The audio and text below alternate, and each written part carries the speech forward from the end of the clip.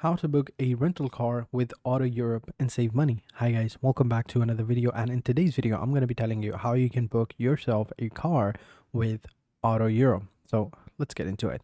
So first things first, you want to go ahead and click the link in the description below, as that will give you a bunch of different discount codes and coupon codes or promo codes, and which you can apply onto your bookings and save tons and tons of money. All right, so next, all you got to do is just come over to the website and just simply go ahead and sign up. You have your My Account section over here. You can sign up over here. If you don't have an account, you can create an account by clicking on this button or clicking the link in the description below.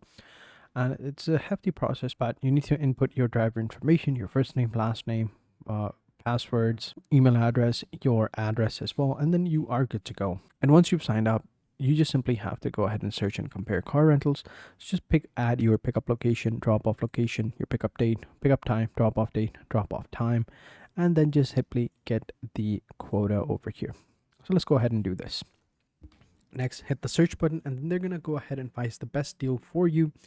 We have to input a location. I'm trying to input a location, but it's not working. All right, now we should be good to go, and it's gonna find the best routes for us, the best prices, and here we go. All right, so there we go. So these are our options. We have a bunch of different options in classes like mini, economy, mid-size, large, estate or SUV, vans, and luxury.